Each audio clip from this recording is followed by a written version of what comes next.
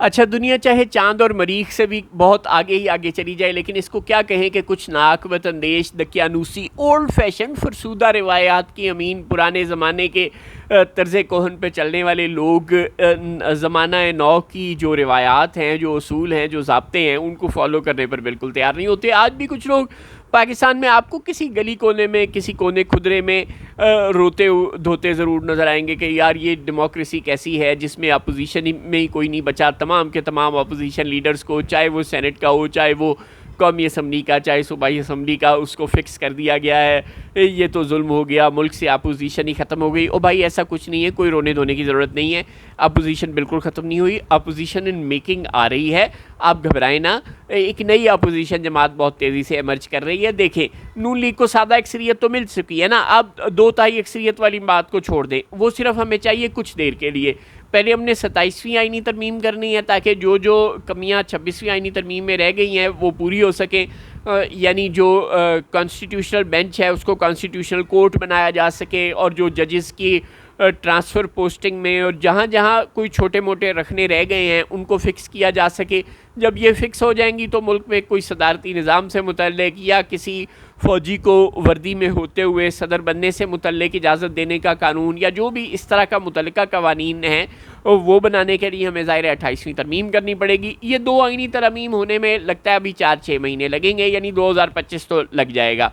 2025 तक किसी न किसी शक्ल में, लूली लंगड़ी शक्ल में तहरीक इंसाफ ने अपोजिशन के तौर पर रहना है, और 2025 के बाद ये तय पाएगा कि अब नून लीग हुक्मरान जमात होगी और पीपल्स पार्टी और नून लीग में एक ज़बरदस्त किस्म की नूरा कुश्ती होगी, जिसे टीवी चैनल 24, 48, 72 घंटे तक लाइव कवरेज देंगे। और आखिर में पीपल्स पार्टी ये तय करेगी कि वो अब इस हुकूमत के साथ नहीं चल सकती, उसकी बर्दाश्त ख़त्म हो गई, वो अपोजिशन जमात बन जाएगी।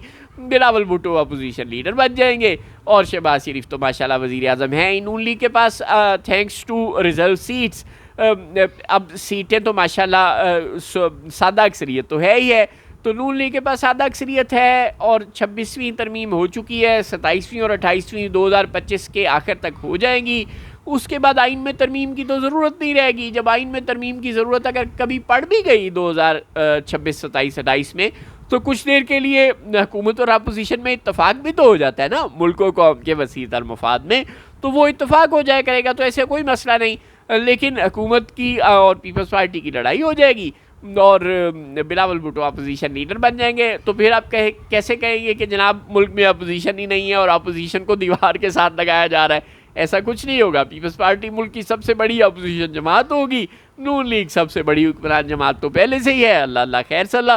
पीटीआई एक तीसरे नंबर की छोटी जमात होगी, तो वो हो ना हो कोई फ़र्क नहीं पड़ता। और हाँ, 2025 के आखिर तक तो ज़ाहिर है गंडापुर की कुर्सी पर को भी फिक्स कर ही लिया जाएगा। आपको बहुत देर से हम ये अर्ज़ कर ही रहे हैं कि बाकी सब तो बहाना निशाना है, ड्रामा है। असल जो मकसद था वो तो अपोजिशन लीडर्स के ओहदे लेना था, और वो ले लिए गए हैं अल्हम्दुलिल्लाह। आपको क्या लगता है कि सिकंदर सुल्तान राजा की जगह जो नया बंदा लगाना है, आखिर तो कभी ना कभी लगाना है ना यार, तो वो कैसे लगाएंगे? उमर अयूब और शहबाज शरीफ मिलकर लगाएंगे? नहीं, ऐसा नहीं होगा। उमर अयूब जाएंगे, उनकी जगह बिलावल भुट्टो अपोजिशन लीडर बन के आएंगे, और फिर बिलावल भुट्टो और शहबाज शरीफ बैठ के नया चीफ इलेक्शन कमिश्नर लगा लेंगे। बल्कि वो क्या लगा लेंगे, उन्हें नाम आ जाएगा रावलपिंडी से, जो नाम बताया जाएगा वो मुल्क का नया चीफ इलेक्शन कमिश्नर होगा।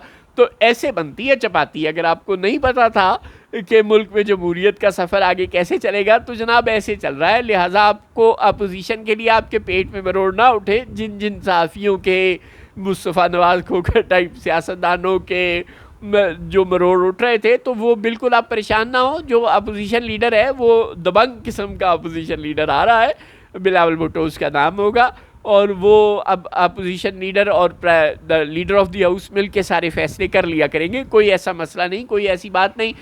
तमाम किले फतह हो गए हैं, सुप्रीम कोर्ट, हाई कोर्ट फतह हो चुके हैं, और अपोजिशन लीडर्स के ओहदे तो फतह हो गए हैं। अब अपोजिशन जमात ने फतह होना है, वो भी हो जाएगी 2-4 महीनों में, और उसके साथ ही 2-4 महीनों में केपी गवर्नमेंट भी गिरा ली जाएगी, अगर अहले कुव्वत ने चाहा, जो कि ज़ाहिर है उन्होंने चाह लिया है। जब उमर अयूब, शिबली फराज और ये जो अपने मलिक अहमद बचर ख़त्म हो गए हैं, जो असल टारगेट अब बाकी रह गया है वो सिर्फ केपी गवर्नमेंट है। और बिल्कुल बिल्कुल ये मत सोचें कि केपी गवर्नमेंट भी 2029 तक चलेगी, इसका कोई चांस नहीं है। चाहे अब गंडापुर साहब ख़त लिख रहे हैं FATF को मोदी के ख़िलाफ़, लेकिन ये ख़त बड़ी देर से आ रहा है, इसका कोई काम नहीं आएगा। अब गंडापुर साहब की कुर्सी की बारी अगली बारी है, और ये कुर्सी भी अब गई कि जब गई। कुंडी साहब, मौलाना फजल रहमान, परवेज़ खटक सुबह दोपहर शाम कोशिश कर रहे हैं कि किसी तरह 19 बंदों को तोड़ लिया जाए। और कुंडी साहब ने हमें बताया कि जिस दिन 19 भी पूरे हो गए, हमने 20वें का भी इंतज़ार नहीं करना। जिस दिन PTI के 19 बंदे बिक गए, कुंडी साहब उनका रेट लगा रहे हैं, जिस दिन वो बिक गए उस दिन हुकूमत वो टॉपल कर देंगे अली अमीन गंडापुर साहब की। लिहाजा बस ये आखिरी टारगेट रह गया है गंडापुर हुकूमत, ये भी आज गया कि कल गया। अब 5 अगस्त का जो भी एहतजाज था उसको भी भूल जाएं। चीफ इलेक्शन कमिश्नर की तैनाती के लिए PTI की कोई मशावरत होगी, कोई से होगी, इसको भी भूल जाएं। और जिस तरह आज पंजाब के तमाम इश्तिहारी मुजरिम 250 के 250 जो बंदे हैं, उनकी एक बड़ी तादाद जो प्रोक्लेम्ड ऑफेंडर्स हैं, इश्तिहारी मुजरिम हैं, वो खैबर पख्तूनख्वा में छुप कर बैठे हैं। तो वो हुकूमत भी आज गिरी के कल गिरी। जब वो गिर जाएगी तो फिर खैबर पख्तूनख्वा में भी पुलिस आराम से उनको गिरफ़्तार कर लेगी, और अल्लाह अल्लाह खैर सल्ला। बस ये आखिरी किला रह गया है खैबर पख्तूनख्वा जो फ़तह होना है।